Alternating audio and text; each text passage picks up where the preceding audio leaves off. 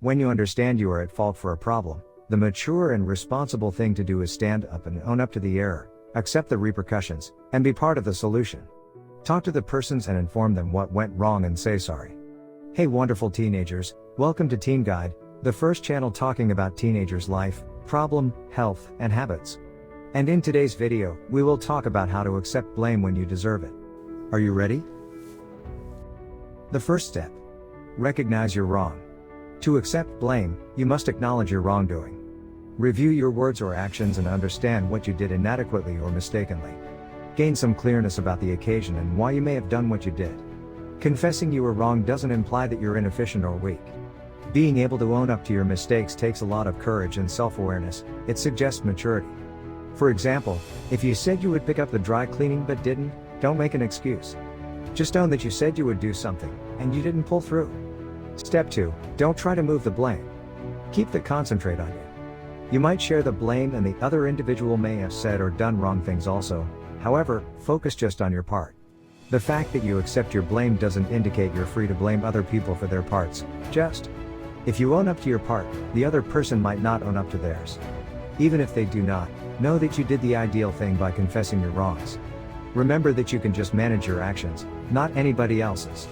For example, if a task didn't get finished and you belong to the issue, own up to your part. Don't begin blaming other people, even if they became part of the problem. Step 3, say something sooner rather than later.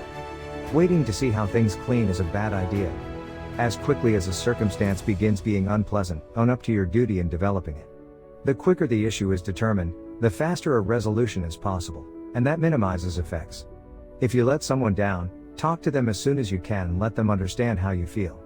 Say, I was going to go to your occasion, however, I didn't make it and it's my fault. Step 4. Confess that you were incorrect. Admitting you were wrong shows that you're prepared to accept that you are imperfect and make mistakes. It can be challenging to admit your wrongs, but doing so shows others that you're ready to take duty for what you do. For instance, say, I was incorrect to yell at you yesterday. Even if I'm upset, I don't want to yell. Step 5, apologize. Make a sincere apology if the scenario necessitates one. Accept you're incorrect and make it clear that you are sorry for whatever hurt or issue it caused. Be thoughtful in your apology and happy to confess your fault. For example, say, I'm sorry I screwed up the job. It's my fault, and I take obligation for things going wrong. Step 6, validate the person's feelings. If the other person is upset, be understanding. Verify how they feel and what they might be experiencing. Start by showing their feelings or words to show that you understand, and let them understand that you understand their feelings. Say, I can tell you're dissatisfied. I would be, too. Step 7, propose a solution. Part of accepting blame and taking responsibility can include making up for your error. Whatever it is, reveal that you're willing to alter to make things much better. For example, if you're to blame for something at work, offer to remain later on and repair your mistake. Say that it will be various next time and mean it if you mess something up with your family or pals. Step 8, accept consequences. Accepting obligation for your habits might be scary, especially if you know there will be consequences. Try to grow from the experience and avoid repeating your errors. For instance, coming clean might imply you face effects at work or school. Or, you might have to fess up to something in your household or partner that you know will make them upset. You might know some reaction will take place, however, do the right thing. Step 9, reflect on your behavior. Acknowledge your mistake and assess what might have contributed to it. Maybe you lashed and had a difficult day out at someone. It is simple to displace your anger onto people who had absolutely nothing to do with your tiff. Perhaps you jumped to conclusions and were incorrect.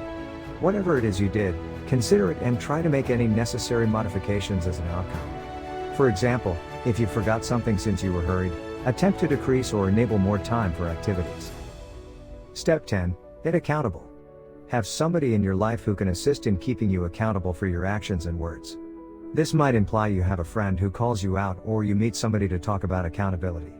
Having somebody to talk with about taking duty can assist you to handle it much better and faster. For example, meet someone each week and discuss what you're succeeding in and what you're dealing with. When the other requirements to accept obligation for wrongs, let each other understand. Step 11, move on from the situation. No one's ideal and everybody makes mistakes. Don't stick around on a mistake or continually attempt to make it approximately the individual you injured. Do your best to move on from the event once you've confessed your mistake and made amends. Even if you made a huge error, do not regret yourself permanently. Accept what took place, learn from it, then move on. As soon as you've taken all the steps to make things right, do not live in regret or embarrassment. Let go of what took place. If your guilt over what happened is triggering you a great deal of distress, or you just can't seem to carry on, think about seeing a counselor help you work through it. So that's it, hope you see these steps are helpful, and if it is, don't forget to like and subscribe to my channel. See you in another video.